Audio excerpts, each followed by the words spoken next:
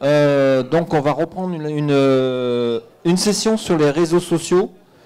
Quels impacts sur la formation. Donc c'est une session où j'ai réuni différentes personnes avec différents profils. Non, Jean, pas toi. On va commencer dans l'ordre chronologique. Donc moi je me présente, je m'appelle Christophe Battier, je travaille à l'Université Lyon 1 au service CICAP. Je te laisse te présenter. Nicolas Roland, chercheur en sciences de l'éducation à l'Université libre de Bruxelles, donc en Belgique. Moi c'est François Jourde, je suis français mais je travaille à Bruxelles aussi, à l'école européenne, une des écoles européennes de Bruxelles, où j'enseigne la philosophie dans le secondaire. Et Damien Steiner, je suis étudiant à Strasbourg. Et le dernier, donc Julien Fourier, dirigeant de la société Maesta, qui est une agence de communication spécialisée dans la santé. Voilà. Donc c'est tout un panel de gens différents, avec des profils différents, des usages différents, mais avec des outils qui sont à peu près similaires, des philosophies qui sont à peu près similaires. Donc on aura le point de vue du chercheur, la personne qui a des pratiques un peu innovantes comme enseignant, un peu beaucoup même, ah, si c'est toi. Damien, le point de vue d'un étudiant, vous verrez, il fait des choses assez spectaculaires, on regardera ça tout à l'heure. Et puis d'un point de vue professionnel, ce qu'on peut faire avec ces outils-là. Rapidement, aujourd'hui, on est dans le numérique, on grandit dans le numérique, et donc le numérique change pas mal de choses dans nos pratiques, dans toutes nos pratiques. Mais on subit toujours un imaginaire collectif autour de ces pratiques du numérique en pensant que les étudiants, on va leur mettre du savoir dans la tête et ils seront plus malins avec des machines. Ça, c'est une vieille illustration, mais c'est un imaginaire que j'ai repris une image. Ça, c'est dans les sous-doués passent le bac, la machine à apprendre, on leur donne du contenu et puis ils apprennent tout seuls et puis ça ira bien. En fait, ça ne marche pas comme ça. C'est un peu plus compliqué que ça, les processus d'apprentissage. Je vais les décortiquer suivant le modèle d'un de tes collègues belges, Marcel Lebrun, de l'Université de Louvain-la-Neuve. Ces présentations, elles sont en ligne, je les ai mises à disposition, elles ont été tweetées, etc., etc. Et à chaque fois, vous avez un complément sur chacune de mes slides. Vous avez le complément de la vidéo, vous cliquez dessus, vous aurez la vidéo, où là, on explique comment marchent les processus d'apprentissage pour les étudiants. Et avec le modèle de Marcel, je vais prendre ce point de vue-là pour montrer tous les impacts que peuvent avoir les réseaux sociaux au niveau de l'information, de la motivation, des activités, de l'interaction, de la production en contexte pédagogique. Et donc, la première chose qui est assez flagrante, c'est, on a déjà parlé pas mal de fois, c'est l'infobésité, c'est-à-dire l'énorme volume d'informations qu'on met à disposition des étudiants. Ça, c'est un travail qu'avait fait François Guittet, qui a été publié. C'est le volume d'informations qu'on trouve sur les encyclopédies avec lesquelles nous, on a appris sur du papier et maintenant avec lesquelles les étudiants, eux, ont accès sur Internet. Et Wikipédia, c'est qu'un point sur tout ce qu'il y a sur Internet. Il y a énormément d'informations sur Internet. Il y a un chiffre aussi qu'on n'a pas cité ce matin. 60% des contenus sur Internet ne seront jamais vus. 60% des contenus sur Internet ne seront jamais vus. Donc effectivement, il y a énormément d'informations, mais il faut pouvoir accéder à cette information, il faut pouvoir la voir. Fais attention, quand tu tweets, ça apparaît sur l'écran. Non, mais je préviens. Si vous tweetez avec le hashtag IP3S 2012, vous allez apparaître sur l'écran. Donc les étudiants ont accès à toutes ces informations-là. Donc ça change pas mal de choses. Il y a un exemple. On peut voir, il y a quelqu'un qui s'est amusé à faire une application sur Internet, j'espère que ça a marché, où on peut voir l'explosion de cette information-là. Il s'est amusé à calculer le nombre de likes qui apparaît par seconde sur Facebook, le nombre de vidéos qui sont regardées, le nombre de mails qui sont envoyés, etc., etc. Donc on voit, il y a une autre chose aussi, une autre notion qui est importante. On sort de la notion de je vais consulter des bibliothèques, je vais consulter des documents, pour entrer dans une notion de flux d'informations. On est baigné tous les jours, nous les étudiants, etc., dans un flux d'informations et on va chercher les informations. Et un tweet a une durée de vie de 3 heures. Au bout de 3 heures, il n'est plus vu votre tweet. Donc il y a cette notion-là qu'il faut intégrer dans sa communication, intégrer dans les choses qu'on fait. Oui, donc en temps réel, on voit tout ce qui se passe sur... merci François. On voit tout ce qui se passe sur Internet, le nombre de photos déposées sur Facebook, le nombre de vidéos regardées sur YouTube. C'est assez hallucinant. 50% du trafic sur Internet, c'est de la vidéo aujourd'hui. La moitié du trafic Internet, c'est de la vidéo. Donc il y a énormément de choses qui sont faites là-dessus. Comme outil intéressant sur la vidéo, je vais décortiquer un peu tout à l'heure dans la deuxième partie, c'est YouTube, qui a beaucoup évolué depuis le début janvier 2012. Depuis cette année, il y a eu énormément d'évolutions sur cet outil, on va le détailler après. Oui, enfin, mais là, ils ont mis le paquet, il y a énormément de choses qui se passent dessus. Pour donner une idée, il se dépose 72 heures de vidéo par minute sur YouTube. 3 jours. Toutes les minutes, on dépose 3 jours de vidéo. Alors vous allez me dire, oui, mais il y a 2 jours où on voit un chat qui tombe d'une chaise. C'est pas intéressant. Oui, mais il y a une journée, toutes les minutes de cours, d'interviews, de discussions, de choses comme ça. C'est vraiment, il y a énormément de contenu. C'est pas toujours qualifié, mais on verra comment on peut le qualifier sur ces outils-là. Il y a des sites aussi qui existent de référence. Donc là, je suis pas dans les UNT, dans des UNT. Moi, un site que j'aime bien donner aussi aux étudiants, c'est ce site-là, site TED, où c'est un site où ils filment les meilleures conférences et où les conférenciers sont préparés. Ce qu'on ne fait pas ici, on ne travaille pas ça avant. Quand on fait des conférences, on se fait ça un peu à l'arrache. Comment ça se voit? J'ai travaillé toute la nuit dessus, les gars.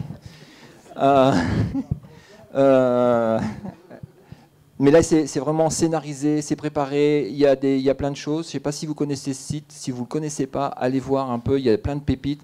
La machine à laver de Hans Rosling, par exemple, c'est un grand moment de conférence. La vie de Philippe Stark, enfin, il y a énormément de choses qui sont super intéressantes là-dessus. Et ça donne aussi, c'est un discours positif, c'est un peu américain, mais même beaucoup. Mais ça donne envie aux étudiants de travailler le discours scientifique et de s'habituer à un discours scientifique. Les vidéos sont traduites entre 40 et 50 langues. Enfin, il y a vraiment pas mal de choses à travailler, à voir là-dessus. C'est pas le seul site. Il y a un autre site que moi j'aime bien avec la vidéo. Je ne sais pas si vous connaissez. C'est TeacherTube. C'est pas un site super performant. C'est un peu lent. Les requêtes sont pas très rapides. Les vidéos s'affichent pas tout de suite. C'est un site où les profs de collège, lycée aux États-Unis partagent leurs expériences, mais aussi bien d'un point de vue les contenus, mais aussi comment ils préparent les contenus, comment ils font leurs cours, comment ils scénarisent des petites animations en classe, comment ils font du storytelling. Il y a plein de choses super bien. Tu me perturbes. Donc il y a nos amis de Canalus sur lesquels on trouve énormément d'informations. Je me suis même retrouvé en 2007. Pour concurrencer un peu les TED, il y avait nos collègues de l'école normale de Paris, je crois, qui ont fait les Ernest. Donc on a des ressources qualifiées sur des choses comme ça. Je passerai rapidement sur la Khan Academy, je pense qu'on en a déjà parlé, où on trouve des milliers de 3500 vidéos d'équations mathématiques. Enfin, il y a énormément de ressources qui sont accessibles et pas mal au niveau vidéo. Donc on a parlé des vidéos 3D, donc l'information elle est énorme. Maintenant, et donc on trouve ça par les médias sociaux et je vais vous détailler après les mécanismes qui permettent de trouver ça. La motivation, pour travailler sur la motivation, qu'est-ce que peut apporter la motivation dans les réseaux sociaux? Rapidement, je vous renverrai sur une conférence de Roland Viau, je ne sais pas si vous connaissez, qui est un technopédagogue, je crois qu'il est à Sherbrooke aussi, il me semble. Vous avez une conférence courte de 14 minutes ici et un peu plus longue, 1h40 ici, avec des questions, où il détermine pourquoi les étudiants sont motivés, qu'est-ce qu'ils font, qu'ils viennent en classe, pourquoi ils écoutent pas, etc., etc. Quels sont les différents paramètres de la motivation. Il y a alors ça, c'est pour la pédagogie. Dans le domaine de l'andragogie, vous avez Philippe Carré qui a fait une conférence aussi il n'y a pas très longtemps à Québec, mai 2012. Vous faites Philippe Carré sur YouTube, vous trouverez, sur Vimeo, pardon, qui est un autre réseau social, média social pour diffuser la vidéo. Qu'est-ce qui motive les étudiants à apprendre ? Et qu'est-ce que le numérique peut apporter dans le domaine de la motivation pour les étudiants? Et il y a un point qui me paraît assez essentiel, qu'on n'utilise pas encore assez dans nos universités, c'est cette partie-là, sur l'image de soi, la construction de son identité numérique. C'est-à-dire qu'une partie de la production que l'on fait faire aux étudiants, des exercices, des activités avec Jean, toi tu fais faire des fiches wiki, des choses comme ça, les étudiants peuvent se valoriser, on le verra aussi à travers l'expérience de Damien, ce qu'ils ont fait à l'université peuvent valoriser leur identité numérique. Donc il y a des processus complexes, on peut afficher par son portfolio, par sa page Facebook, par une interview dans YouTube, enfin des choses comme ça, qui peut être produit au sein de la classe, au sein de l'université, qui sont valorisées et qui peuvent être intéressantes pour l'étudiant à valoriser dans son identité numérique, dans son portfolio, dans son espace perso, etc. etc. Donc ça, c'est des choses qui sont assez nouvelles, hein, qui sont intéressantes à gratter sur la motivation. Sur les activités, avec les médias sociaux, je vais aller assez rapidement. Vous avez des sites de référence. Comment utiliser Twitter en classe, par exemple, vous avez TweetClass, avec tout un tas de scénarios, de chartes d'utilisation qui ont été coélaborées par les élèves, aussi bien de la maternelle, de la primaire, du collège, du lycée, de l'université. Donc sur les TweetClass francophones. Vous avez des sites sur Perltree aussi, je vous irai voir, vous cliquez sur les liens, vous trouvez plein d'informations. Sur le café pédagogique, sur les pratiques, comment on échange. Donc là, on a la chance d'avoir François qui, justement, va nous parler de ses pratiques avec ces outils-là. Mais elle avait bien marché, cette petite vidéo qu'on avait fait dans ta salle de classe à Bruxelles, où on échange sur les pratiques. Je pense que de montrer ce qui se fait avec ces outils-là, c'est super important, et quel que soit le niveau. On peut faire des choses, des scénarios en maternelle, par exemple avec Twitter, sur la prise de notes, des choses comme ça. Même quand je montre ça à des profs à l'université, ça leur donne des idées de scénarios pour utiliser en classe. Ça ne sera pas exactement la même activité, mais le processus est à peu près le même. Et donc, il y a sur la prise de notes collaborative, par exemple, tu vas en parler de ça. Voilà. Donc, ça donne des idées. Un exemple de scénario d'activité fait dans une salle de classe. Un jour, j'ai un prof qui est arrivé dans ma classe en disant « J'ai demandé à mes étudiants de mesurer la Terre sur Facebook ». C'était un prof de physique. Je dis « Mais c'est quoi le scénario ?» Mais il dit « Voilà, l'idée, c'est d'ouvrir un conteste Ératosthène. Ératosthène étant un mathématicien grec qui, 300 ans avant Jésus-Christ, avait déterminé le rayon de la Terre en mesurant l'ombre d'un bâton et avec 5% d'erreur. Il dit on va refaire la même manip pour mesurer le rayon de la Terre pour les étudiants de première année de physique. Et donc l'idée, c'était d'utiliser Facebook pour trouver des amis, leurs amis, sur le même méridien. En Europe, c'est Bergen en Norvège, ou à Sétif en Algérie, et puis je ne sais plus où au Nigeria, et trouver des étudiants répartis comme ça pour pouvoir faire une mesure à un moment donné. Surtout qu'avec des outils comme ça, je peux prendre ton outil, avec des outils comme ça, on a un point GPS, on peut filmer la manip, on peut faire plein de choses, et tous les étudiants, enfin dans un groupe, dans une salle de classe, vous trouverez 1 ou 2 ou 3, 10 étudiants qui ont un outil comme ça, qui peut faire pas mal de choses. Donc le scénario, c'était ça. On demande aux étudiants de mesurer l'ombre d'un bâton en expliquant tout le principe, en cherchant l'historique, et ensuite de reporter les points sur un graphique. Donc pour faire ça, on ne peut pas faire avec les outils classiques qu'on a. Dominique avait ouvert un groupe sur Facebook, et on demande aux étudiants de faire la manip et de se filmer comme preuve scientifique de la manip, comment ils manipulent, etc. etc. Donc on a sur YouTube, sur Facebook, un peu partout, des étudiants qui font leur manip et qui reportent les points sur un graphique. Et puis ça ne marche pas. Et pourquoi ça ne marche pas? Où était l'erreur? Retourner au document, faire tout un travail scientifique de démarche sur un scénario qui paraît tout simple. Quand on leur parle d'erreur en amphi, on les embête. Tandis que là, dans la pratique, ils doivent mener l'enquête, etc., etc., et faire tout ça par eux-mêmes. C'est tout bête. Hein, on parle de la mesure de l'ombre d'un bâton et ça implique tout un tas de processus. Alors, ce n'est pas un scénario qui dure pendant des mois et des mois. Hein. Vous leur donnez une semaine, 15 jours pour faire ça et faire ce travail. Et les enseignants peuvent suivre à distance, via les groupes Facebook, ces travaux-là. Donc ça, c'est les activités. Ça peut aussi changer les réseaux sociaux, les médias sociaux, tout ce qui est au niveau de l'interaction. Avant, on était centré sur la salle de classe. Je vais aller plus vite. Donc, on avait des interactions, ce qu'on appelle de groupe. Hein, les travails de groupe, travail collaboratif, on est au niveau de la salle de classe. Après, on peut avoir un niveau d'interaction supérieur sur les communautés d'apprentissage. Donc le groupe, c'est entre les 3 et 100 personnes. Les communautés d'apprentissage, c'est le lycée, c'est l'amphi, c'est l'université. C'est un peu plus grand, on peut aller jusqu'à 300-400 personnes. Et au-delà, on est dans le niveau du réseau.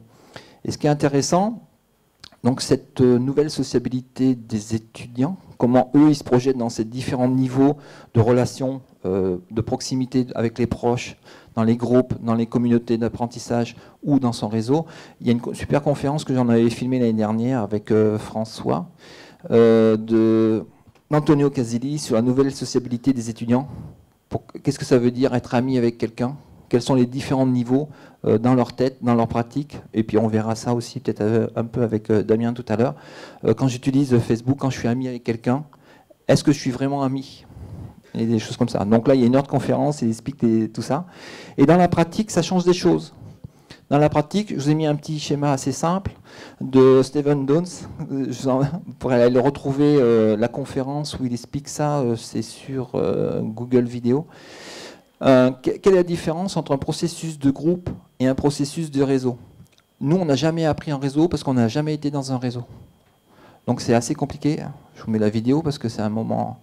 Il faut identifier le personnage. Donc une fois que vous aurez vu le personnage là, vous pourrez la reprendre, la vidéo. Non, mais il n'y a pas le son, c'était juste pour voir. Mais en gros, si je caricature, un groupe, c'est une unité. C'est-à-dire, on sait qui est dans le groupe, qui appartient au groupe. Il y a une hiérarchie, il y a un chef de groupe, il y a des tâches qui sont partagées. Toi, tu vas faire ça. Toi, tu as 5 minutes pour faire ça. Quand on aura fait ça, lui va faire ça. C'est organisé. Ils ont une unité aussi dans les outils. Là, on va se retrouver, on va se mettre sur le NT, on va se mettre sur la plateforme et on va travailler ensemble. On va travailler sur des choses ensemble. C'est quelque chose qui est fermé. Un groupe, il est fermé. C'est une activité qu'on va faire tous les 3 ou tous les 4 et on va papoter. Et c'est ça le problème du groupe aussi. Quand vous voulez-vous évaluer un travail de groupe, c'est super compliqué. Quel était le rôle de chacun des individus? C'est pas facile de voir ce qui se passe dans un groupe. D'accord? Donc on a du mal souvent à noter le travail de groupe. Et, le réseau, c'est complètement différent. C'est complètement ouvert, c'est complètement diversifié. Dans un réseau, on peut avoir un expert, on peut avoir un étudiant, on peut avoir ma grand-mère, on peut avoir quelqu'un qui est aux États-Unis, quelqu'un que j'aurais jamais vu, etc., etc.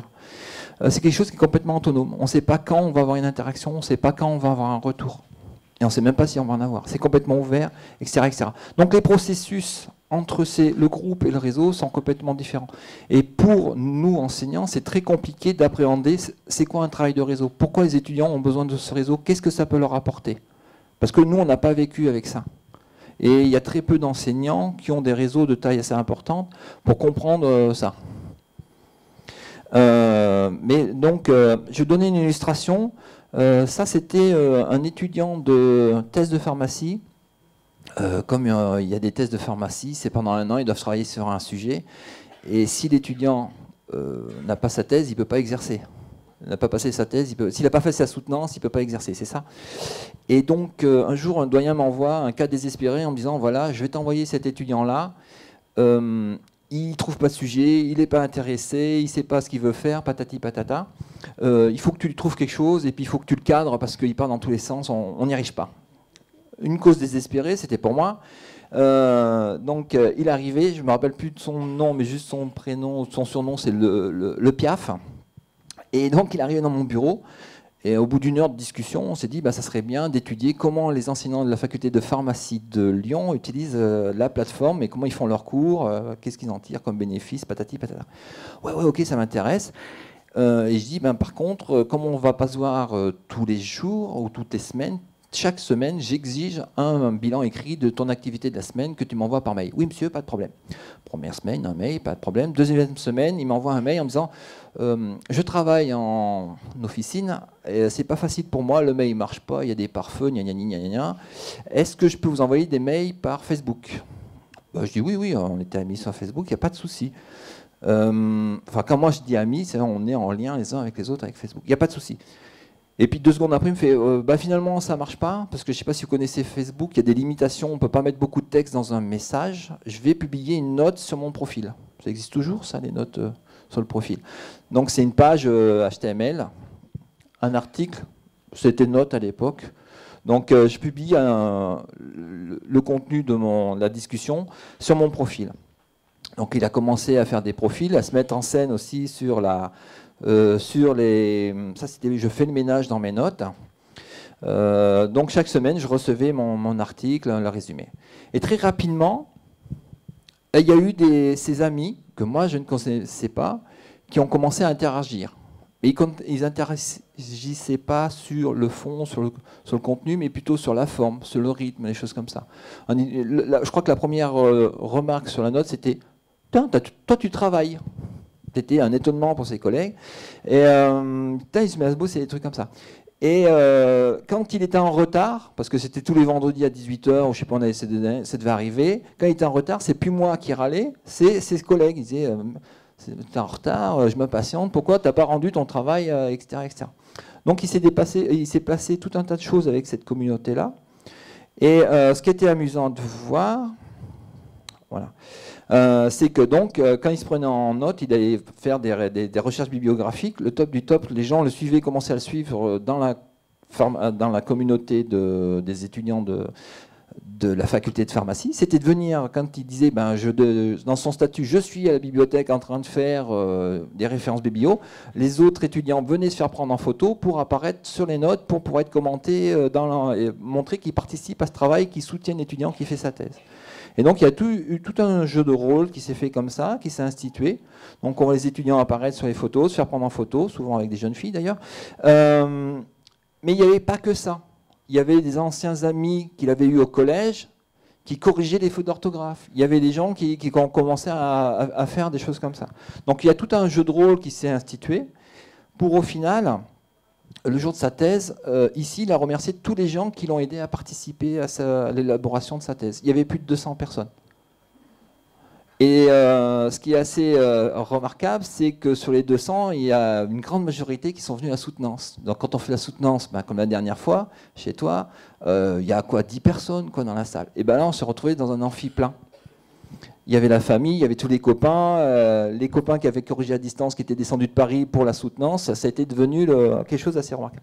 Et donc il le dit lui-même, il a remercié tout le monde, parce que tous ces petits impacts, tous ces petits messages, tous ces petits soutiens au quotidien, il s'est dit c'est ça qui m'a forcé, c'est ça qui m'a motivé, c'est ça qui m'a aidé à faire quelque chose. Voilà, il nous a fait une thèse de 300 pages en plus. Et donc, dans son travail, vous le retrouvez, c'est toujours sur Facebook, il y a toutes les personnes, il a tenu à te citer, toi tu m'as aidé pour faire ça, toi tu m'as aidé à faire ça, etc. etc. Donc c'est assez exceptionnel, enfin ça vous montre un peu jusqu'où on peut aller sur les réseaux sociaux comme ça. Et c'est assez amusant pour moi qui j'étais dans le jury, tout le monde me connaissait, moi je connaissais personne, et tout le monde me dit bonjour, enfin ce jour-là c'était assez marrant. Donc là on est vraiment sur les interactions qui permettent de faire de la production pour les étudiants. Un autre exemple, on verra donc avec Damien, je vais passer sur ton cas à toi, tu t'expliqueras. D'autres types d'exercices qu'on peut faire, je t'ai mis en exemple, avec les médias sociaux. C'est pas toujours évident, c'est pas facile à scénariser, mais quand ça marche, quand on scénarise bien le truc, on a des résultats assez surprenants. C'est faire créer des contenus par ces étudiants. Et là, par exemple, j'ai mis toute une série de vidéos que j'avais fait faire par mes étudiants à moi. Donc ça, c'est mes étudiants. Vous cliquerez, vous irez voir les liens. Ça a été repris, ce processus-là, par d'autres enseignants. Ça, c'est des étudiants de chimie, master de chimie deuxième année, M2, de L1 en physique. Et puis François, je ne sais pas si tu en parles aujourd'hui. Tu en parleras aussi. Comment faire produire des vidéos par des étudiants. Tu t'expliqueras le scénario. C'est pas facile à scénariser, mais on est très surpris. Moi, je suis très surpris par les compétences qu'ont nos étudiants sur ces médias-là, alors qu'ils n'ont jamais eu de cours de scénarisation, de montage, de prise de vue, des choses comme ça. On arrive à avoir des produits, certains sont de très très bonne qualité, pas tous, mais certains sont de bonne qualité. La motivation qu'ils ont à s'impliquer dans ces projets-là, sur des petits projets, leur demander des petits clips de 3-4 minutes sur une notion, sur un concept, et la richesse créative qu'on peut avoir quand on leur lâche un peu la bride sur des nouveaux médias. C'est assez surprenant les retours qu'on a, enfin, qu'on a toujours. Même chez nous, c'est des scientifiques. La technique est super simplifiée, mais c'est des scientifiques, on ne les voit pas créatifs, on ne les voit pas partir dans tous les sens, et ça peut donner des résultats intéressants. Il ne faut pas faire ça tout le temps, faut pas faire ça, mais tester, essayer, vous verrez, ça donne des choses. Mais il faut vraiment cadrer les consignes, il faut vraiment expliquer là où on veut aller et ce qu'on veut avoir.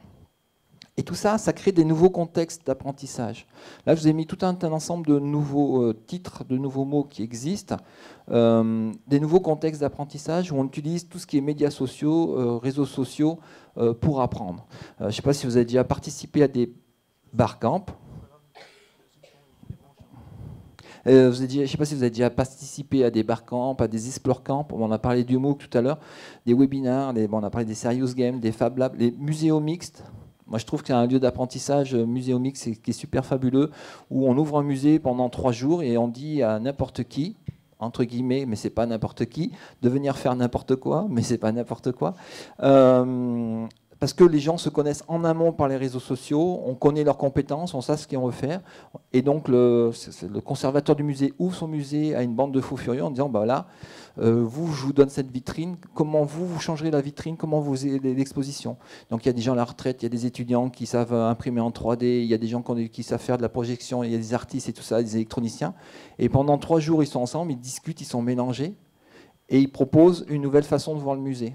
Donc vous tapez Muséomix, il y a un site web qui fait une synthèse de tout ça. Et ça, c'est possible parce que les gens en amont sont dans des réseaux, parce que les gens ont appris à se connaître sans se voir et à apprendre les qualités des uns des autres. Et donc on peut faire des équipes complètement hétérogènes sur des problématiques complètement diversifiées.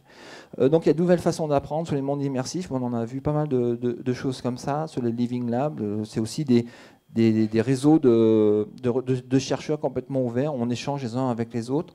Et donc tous ces nouveaux contextes d'apprentissage changent la relation prof-contenu et étudiant. Donc je vais passer maintenant à la deuxième partie qui est un peu plus technique. Vous avez des questions pendant que je zappe? Les gars, je vous sens bien triste là.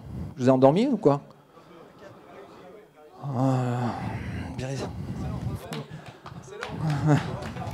T'as vu, hein? Tu les agites. Ouais, c'est ça. Parce que tu vois, avec mon outil, il est à 45 minutes. Je continue. Je voulais juste vous montrer quelques petits points de détail. J'ai fait combien de minutes? Quelques petits points de détail sur ces médias sociaux. C'est pour un média social, c'est quoi? C'est un contenu associé à un auteur et une communauté. Ça, c'est un média social. Pour moi, c'est la définition de ça.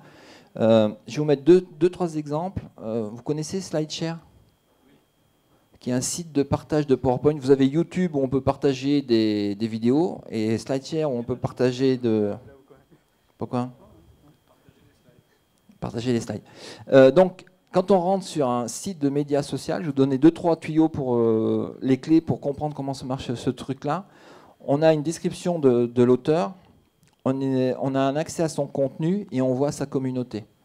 Donc les gens, toi je suis tombé sur le tien, les gens qui t'écoutent et les gens que toi tu écoutes. Et ça c'est intéressant parce que quand je rentre dans une thématique, dans une problématique qui m'intéresse, donc je suis tombé un jour, je ne sais pas comment je suis tombé sur ton profil, je ne connaissais pas François.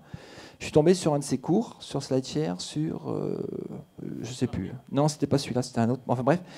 Et donc je suis allé voir, je peux aller voir tout ce qu'il a fait. Et si le thème m'intéresse, je peux aller voir les gens que lui, il écoute. Et parce que s'il écoute ces gens-là, c'est qu'ils sont dans la même problématique et je peux découvrir des nouvelles choses. Et là, je rentre par la personne et par le contenu. Et je ne rentre pas par un moteur de recherche. Parce que le problème des moteurs de recherche, ils nous enferment dans des bulles. Je ne vais pas refaire l'algorithmie du PageRanking, mais chaque fois, il va nous ressortir des choses qu'on a envie de voir. Et des choses nouvelles qu'on veut découvrir, je ne vais pas forcément les trouver dans YouTube, dans Google, dans les moteurs de recherche. C'est bien aussi de travailler sur cette diversifiée. Et les médias sociaux, je trouve, permettent cette diversité-là. Et on le retrouve, par exemple, sur Twitter. Twitter, pour moi, c'est aussi un média social, parce que je rentre sur un auteur, enfin sur la page d'un auteur, c'est sur son Twitter à toi. Donc j'identifie l'auteur, j'ai ta photo, j'ai ce que tu fais, j'ai un site web, j'ai ton blog. J'identifie ton contenu, c'est des tweets qu'il propose, des informations qu'il donne. J'identifie sa communauté, le nombre de gens qui t'écoutent, le nombre de gens que toi tu écoutes. Donc ça me donne une idée de la personne, qui il est, etc., etc. Et donc à chaque fois, j'ai ces paramètres-là qui me permettent de qualifier l'auteur et de qualifier des contenus. Très rapidement, c'est une mécanique que vous allez avoir qu'on comprend assez rapidement. Sur YouTube, on a la même chose. Là, par exemple, on va redécortiquer ce que Patrice a présenté tout à l'heure. On identifie l'auteur, on identifie les liens vers les sites web, on identifie le contenu.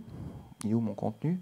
Et on identifie la communauté, c'est-à-dire on sait, tu as des gens qui se sont abonnés à cette chaîne-là, donc ils sont intéressés à cette chaîne-là. Et Patrice propose une sélection de chaînes, donc a priori c'est des gens qui sont dans la même thématique. Et son contenu en plus depuis janvier 2012, donc depuis peu, vous pouvez éditorialiser votre contenu sur YouTube, ce qui n'était pas le cas avant. Et donc ça permet vraiment de faire des produits finis, faire des sélections de playlists, et vous rentrez dans une playlist et vous pouvez enchaîner les vidéos les unes derrière les autres. Donc ça, c'est des nouvelles fonctionnalités qui existent, qui évoluent. Rapidement, Patrice a parlé des statistiques. On a des statistiques sur toutes les vidéos. Donc on peut jouer avec, voir des choses.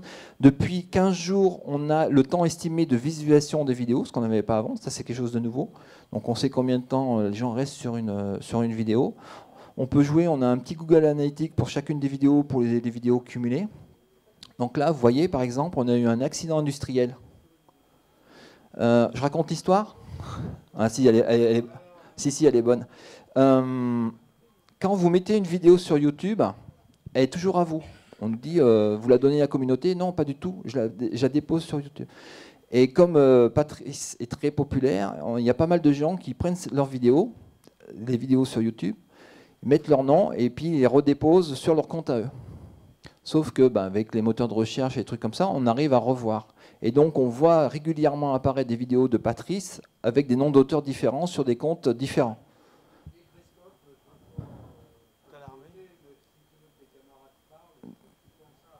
On m'avait laissé 40 minutes, donc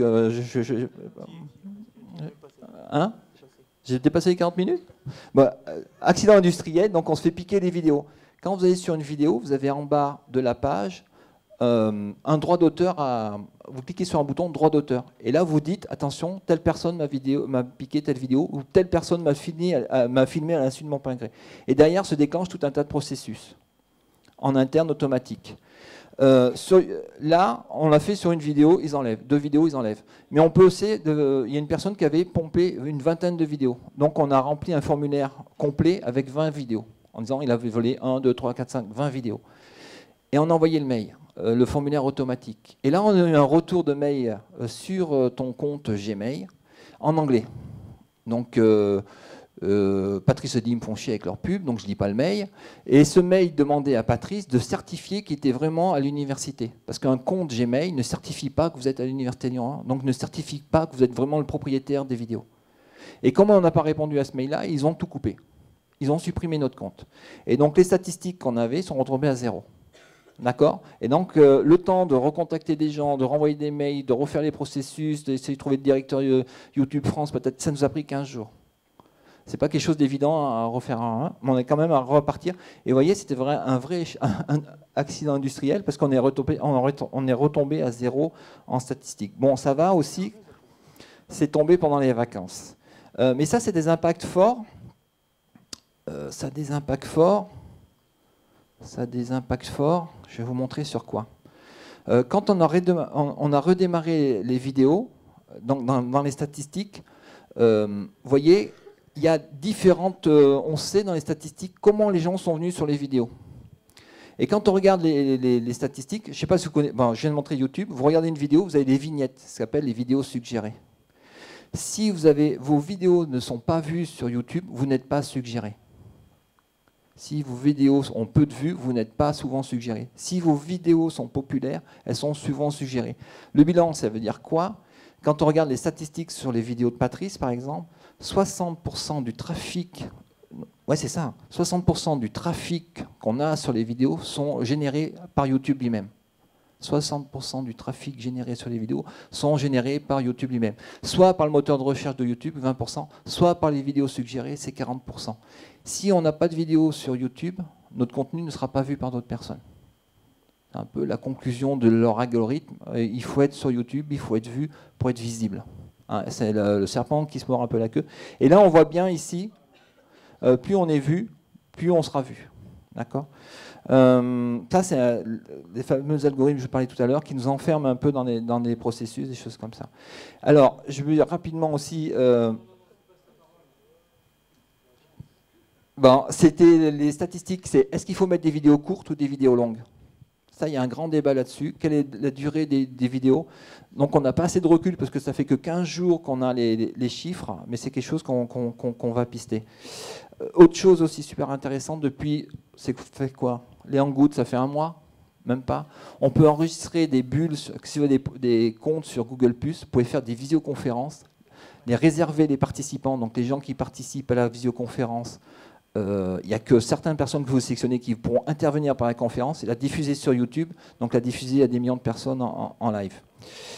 Tout ça a un impact fort. Donc on a vu, si vous êtes vu, vous êtes de plus en plus vu sur YouTube, mais vous avez des outils à votre disposition aussi pour calculer l'impact de vos actions, de vos tweets sur Internet. Je me dépêche. Vous avez Social Bro, par exemple, qui vous dit à quelle heure vous devez tweeter. En fonction de la communauté des gens qui vous suivent, vous avez des logiciels, c'est gratuit, c'est accessible, qui vous disent à quelle heure l'information sera la plus vue, la plus pertinente par rapport à votre communauté. Il y a d'autres logiciels qui ont aussi des impacts forts. C'est en fonction de ce que vous diffusez, de type d'information, comment c'est repris, etc., sur Internet. Vous avez plusieurs systèmes, donc Cloud qui est le plus connu, qui calculent l'impact que vous avez sur votre ou vos communautés. Et donc ça vous donne un indice et ça classe les gens par rapport à ce cloud-là. Et pour vous aider aussi, parce qu'il y a beaucoup d'outils, il y a un outil qui peut faire le lien entre tous les réseaux sociaux et tous les médias sociaux, parce que vous dire je dois diffuser de partout, mais il y a des outils que si vous mettez à un endroit, ça va diffuser de partout. C'est iftt.com, vous irez voir et puis vous débrouillerez avec. Bon, il paraît que j'étais trop long, je te laisse la parole.